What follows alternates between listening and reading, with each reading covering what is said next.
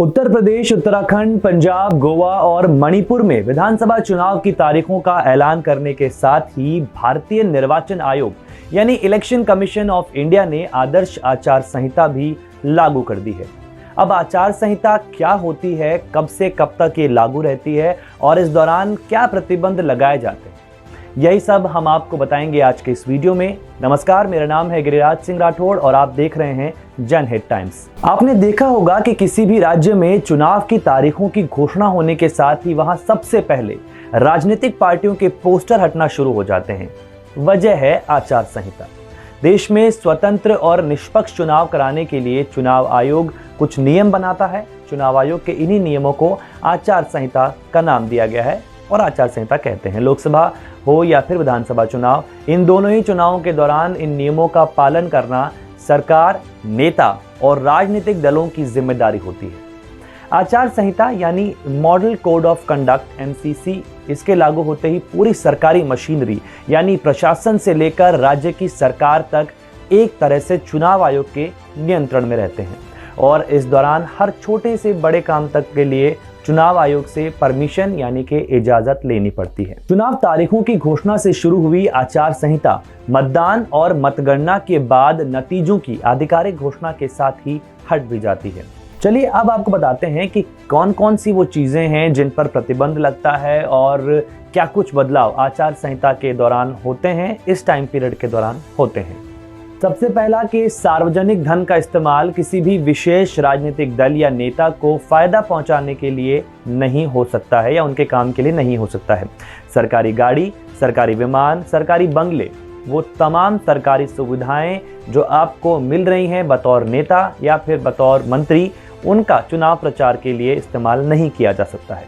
किसी भी तरह की सरकारी घोषणा, लोकार्पण, शिलान्यास आदि ये भी नहीं होगा। अक्सर आपने देखा होगा कि चुनाव आयोग प्रेस कॉन्फ्रेंस करने वाला हो या फिर ऐसी कोई खबर मिलती है, उससे पहले ही राज्य की सरकारें शिलान्यास और लोकार्पण जैसे कार्यों को फटाफट से निपटाने में लग जाती हैं ताकि इसका राजनीतिक फायदा चुनाव में मिल सके। किसी भी राजनीतिक दल, प्रत्याशी, राजनेता या उनके समर्थकों को रैली करने से पहले पुलिस से अनुमति लेनी होती है, क्योंकि आचार संहिता की अवधि के दौरान पुलिस भी एक तरीके से चुनाव आयोग के अधीन ही होती है।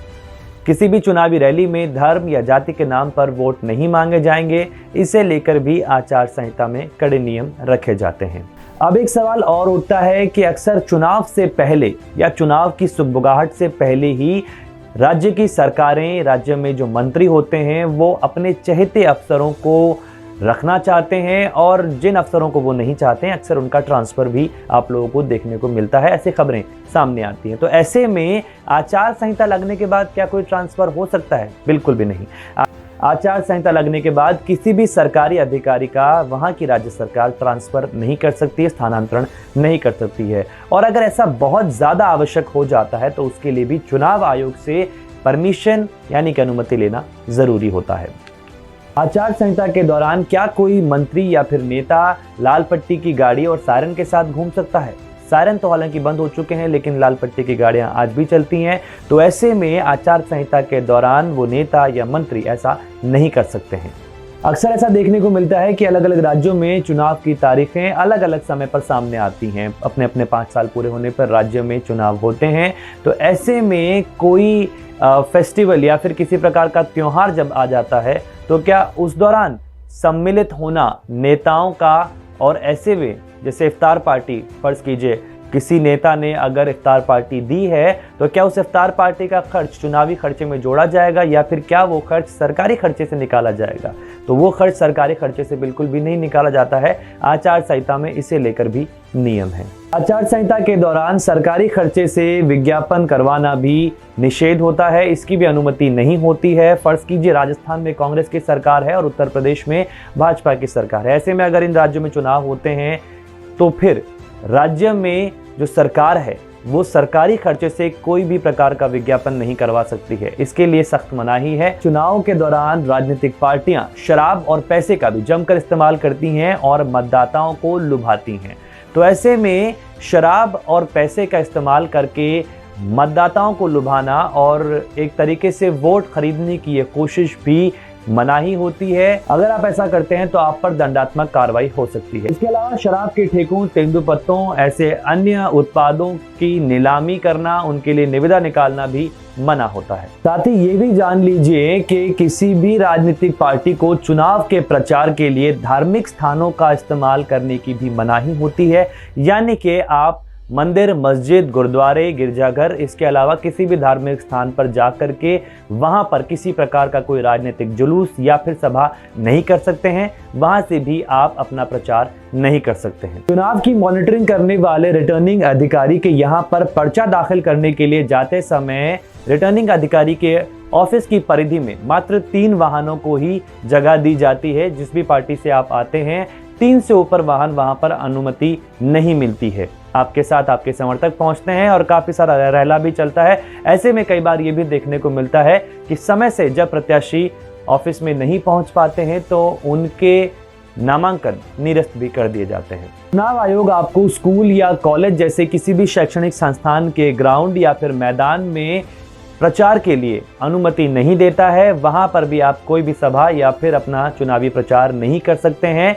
सिर्फ हरियाणा और पंजाब, ये वो 2 राज्य हैं जहां पर आपको इसकी अनुमति मिलती है, बशर्ते वहां पर आप स्कूलों में किसी भी प्रकार के कैलेंडर ना बांटें। मसलन आपने अपने सरकारी विज्ञापन को, आपने अपने चुनावी विज्ञापन को उन कैलेंडर में छपवा करके स्कूल के बच्चों को बंटवा दिया हो, तो ये भी अपने आप में गलत बात है। इसके लिए भी आपको अनुमति लेनी पड़ती है कि आप उस स्कूल और कॉलेज के अंदर जा करके प्रचार करने वाले हैं। तो शैक्षणिक संस्थानों में भी प्रचार की अनुमति नहीं होती है। अक्सर आप देखते हैं कि चुनावों के दौरान बड़े केंद्रीय मंत्री या फिर राज्य के बड़े नेता जो हैं वो अपने चॉपर से, अपने हेलीकॉप्टर से जहां पर सभा होनी है उस स्थल पर पहुंचते हैं। ऐसे में उस चॉपर और हेलीकॉप्टर का जो खर्चा होता है वो भी राजनीतिक पार्टी को खुद ही भुगतना पड़ता है। अगर आपकी सरकार राज्य में है तो इसका ये मतलब नहीं कि आप उसे सरकारी खर्चे में जोड़ दें। ये भी कानून के खिलाफ है और जब तक आचार संहिता रहती है तब तक आप ऐसा नहीं कर सकते। चुनाव आचार संहिता यानी कि मॉडल कोड ऑफ कंडक्ट के लगने का मतलब सिर्फ और सिर्फ राजनीतिक पार्टियों को ही इसके दिशा निर्देशों का पालन करना नहीं है, बल्कि टीवी चैनल्स और अखबार वालों को भी इसका पालन करना पड़ता है। यानी कि किसी भी तरह का कोई भी एग्जिट पोल दिखाने के लिए भी समय सीमा तय होती है। अगर चुनाव की तारीखों का ऐलान हो गया है तो उसके बाद से आचार संहिता लग जाती है। यानी कि उसके बाद आप कोई भी एग्जिट पोल नहीं दिखा सकते हैं, उससे पहले आप दिखा सकते हैं। और मतदान हो जाने के बाद सभी एग्जिट पोल सामने आते हैं, लेकिन समय सीमा है 48 घंटे। मतदान होने के 48 घंटे के बाद से ही तमाम चैनल्स पर एग्जिट पोल शुरू कर सकते हैं, लेकिन उससे पहले आप आचार संहिता के दौरान ऐसा नहीं कर सकते हैं।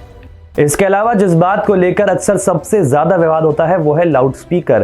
तो क्या लाउड स्पीकर का इस्तेमाल करने के लिए भी कोई समय सीमा होती है? जी हाँ, रात 10 बजे से सुबह 6 बजे के बीच लाउड स्पीकर का इस्तेमाल नहीं किया जा सकता। यानी कि सुबह 6 बजे के बाद रात 10 बजे तक आप लाउड स्पीकर का इस्तेमाल कर सकते हैं। चुनाव में राजनीतिक पार्टियों को इसकी परमिशन चुनाव आयोग देता है आचार संहिता के दौरान भी, लेकिन रात 10 से लेकर सुबह 6 तक लाउड स्पीकर का इस्तेमाल नहीं किया जा सकता है।